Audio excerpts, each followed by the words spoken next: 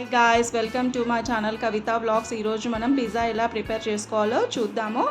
దీనికి కావాల్సిన ingredients onions సన్నగా తరుక్కున్నవి, paneer cubes and red chilli స్లైసెస్గా కట్ చేసుకున్నవి, మష్రూమ్స్ ఒక 4-5 పడతాయి స్లైసెస్గా కట్ చేసుకోవాలి. ఇలా సన్నగా అనమాట. సాల్ట్ అండ్ పెప్పర్ పౌడరు, తగినంత సాల్ట్ మనకు కావాల్సితే పైనుంచి చల్లుకోవడానికి.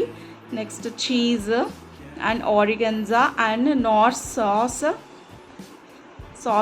టమాటా ketchup and pizza bread. Next main కావాల్సింది మనకి పిజ్జా బ్రెడ్. ఈ పిజ్జా బ్రెడ్ మీద మనం ఫస్ట్ ముందుగా సాస్ వేసుకోవాలి. సాస్ వేసుకొని ఈవెన్గా స్ప్రెడ్ చేసుకోవాలి. దాన్ని ఒక 2 టేబుల్ స్పూన్స్ ఆఫ్ సాస్ పడుతుంది. నేను డైరెక్ట్గా వేసేసాను, ఆల్రెడీ దానికి ట్యూబ్లో ఉంటుంది కాబట్టి వేసేసి ఈవెన్గా మొత్తం స్ప్రెడ్ చేసేసుకోవాలి. ఇలా ఈవెన్గా స్ప్రెడ్ చేసుకున్నప్పుడు మనకి బ్రెడ్కి మంచిగా పట్టేస్తుంది అనమాట. ఇది ఇంట్లోనే ప్రిపేర్ చేసుకోవచ్చు అండి, మనం ఓవెన్లో పెట్టనవసరం లేదు. ఓవెన్ లేని వారందరూ కూడా ఇంట్లోనే పిజ్జాలు చేసుకోవచ్చు. బర్గర్ కూడా నెక్స్ట్ టైం మీకు చూపిస్తాను. ఇంట్లోనే పెట్టేసుకొని చేసుకోవచ్చు స్టవ్ మీద. దాని మీద పైనుంచి స్ప్రింకిల్ చేసుకోవాలి కాస్త pepper powder and salt. Next onions చేసుకోవాలి. తర్వాత స్ప్రెడ్ దాని మీద ఆనియన్స్ తర్వాత ఈవెన్గా స్ప్రెడ్ చేసుకోవాలి, అన్నీ రింగ్స్ వచ్చే విధంగా. నెక్స్ట్ పన్నీర్ ముక్కలు, రెడ్ చిల్లీ అండ్ మష్రూమ్స్ అన్నీ ఈవెన్గా స్ప్రెడ్ చేసుకోవాలి. చూడండి నేను ఎలా స్ప్రెడ్ చేస్తున్నానో అలా మొత్తం బ్రెడ్ మీద ముందే స్టఫ్ అంతా చేసేసి అలా పెట్టేసుకోవాలన్నమాట. పెట్టుకున్న తర్వాత నెక్స్ట్ స్టవ్ మీదకి మనం షిఫ్ట్ చేసుకోవాలి. దీన్ని ఇలా ఈవెన్గా స్ప్రెడ్ చేసుకోవాలి. మష్రూమ్స్ కూడా నెక్స్ట్ అండ్ ఆరిగన్జా పౌడర్ కూడా పైనుంచి స్ప్రింకిల్ చేయాలి. స్ప్రింకిల్ చేసేసి మళ్ళీ కావాలంటే మనకు కొంచెం స్పైసీగా కావాలంటే పెప్పర్ కూడా పైనుంచి మళ్ళీ ఒకసారి చల్లుకోవచ్చు. దీని మీద మొత్తం ఈవెన్గా స్ప్రెడ్ చేసిన తర్వాత దీన్ని ఒక బాండీలోకి షిఫ్ట్ చేసుకోవాలి.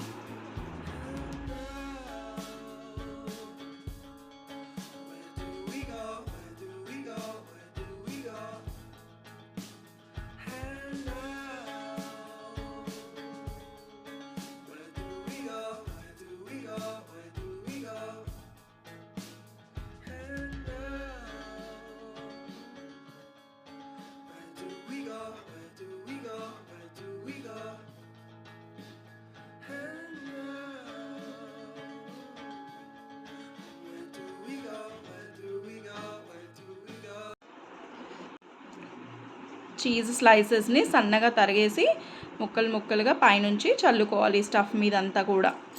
నెక్స్ట్ స్టవ్ మీద బాండీ పెట్టుకోవాలి. పైనుంచి ఒక 2 spoons of butter or oil చల్లుకోవాలి పిజ్జా స్టఫ్ మీద మొత్తము. అది కొంచెం బాయిల్ అవ్వాలి కదా, కుక్ అవ్వాలి కదా. ఫస్ట్ పెనం పెట్టేసుకొని స్టవ్ మీద బాండీ కానీ పెనం కానీ దాంట్లో ఆయిల్ పోసుకోవాలి. ఒక 2 table spoons of oil are 3 table spoons ఈ విధంగా పోసుకొని దాన్ని ఈవెన్గా స్ప్రెడ్ చేసుకోవాలి. ఆయిల్ అంతా కూడా బాండీ కంటే విధంగా ఇలా మొత్తం ఈవెన్గా స్ప్రెడ్ చేసుకోవడం వల్ల కింద మాడకుండా ఉంటుంది. ఆ పిజ్జా అనేది మెత్తగా ఉంటుందన్నమాట. ఇప్పుడు మనం ఏదైతే స్టఫ్ మొత్తం పెట్టామో ఆ పిజ్జా బ్రెడ్ని దీంట్లోకి బన్ని షిఫ్ట్ చేసుకుందాము. దీంట్లో ట్రాన్స్ఫర్ చేసుకోవాలి. చేసిన తర్వాత దాన్ని పైనుంచి ఒక పెప్పర్ పౌడరు స్ప్రింకిల్ చేసుకోవాలి లైట్గా. దాని మీద క్యాప్ పెట్టేసేయాలి, మూత పెట్టేస్తే ఒక 10 మినిట్స్ తర్వాత మనకి కుక్ అయిపోతుంది. ఆ లోపల స్టఫ్ అంతా కూడా మంచిగా పన్నీర్ ముక్కలు, మష్రూమ్ ముక్కలు, ఆనియన్స్ అన్నీ కూడా మంచి కుక్ అయిపోతాయి. బ్రెడ్ కూడా మంచిగా పఫీగా వస్తుంది, పైకి మెత్తగా ఉంటుంది, కొంచెం కూడా మాడకుండా వస్తుంది అన్నమాట.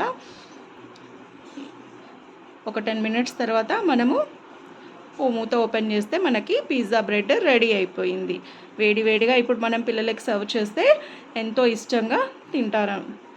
మనం కూడా ఎంతో ఈజీగా చేసుకోవచ్చు ఇంట్లో. ఎప్పుడైనా ఈ పిల్లలు వచ్చినా గెస్ట్లు వచ్చినా ఇది ఈజీ మెథడ్లో చేసేసుకోవచ్చు అనమాట. ఓవెన్ ఉంటేనే చేసుకుంటాం అనేది కాదు, వితౌట్ ఓవెన్ కూడా మనం పిజ్జా కుక్ చేసుకోవచ్చు. నెక్స్ట్ వీడియోలో మీకు బర్గర్ కూడా చూపిస్తాను. ఇది ఇప్పుడు పిజ్జా మనం ఇందులోకి షిఫ్ట్ చేసుకోవాలి అండ్ 4 పీసెస్గా కట్ చేసుకోవాలి. చూడండి ఎలా కట్ చేస్తున్నానో. 4 పీసెస్ స్లైసెస్ చేసుకోవచ్చు. ఒకవేళ పిజ్జా బన్ పెద్దది ఉంటే పెద్దగా కూడా వస్తుంది. అదే మనం అవుట్ సైడ్ నుంచి బేక్ చేసింది పిజ్జా ఆర్డర్ చేసినామంటే అది ఎలా చేస్తారో ఏంటో అని మనకు భయం ఉంటుంది కదా. ఇది ఇంట్లోనే హెల్తీగా చేసుకోవచ్చు అనమాట. ఎలాంటి స్టమక్ ఏక్స్ అట్లా రావు పిల్లలకి. అవుట్ సైడ్ ఫుడ్ తినరు కాబట్టి ఇంట్లోనే ప్రిపేర్ చేసుకుంది కాబట్టి బాగా ఉంటుంది, హెల్తీ కూడా పిల్లలకి.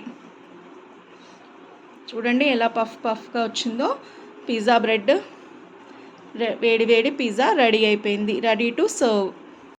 Thank you guys watching for my channel Kavita Vlogs. Please like, share and subscribe. Signing off.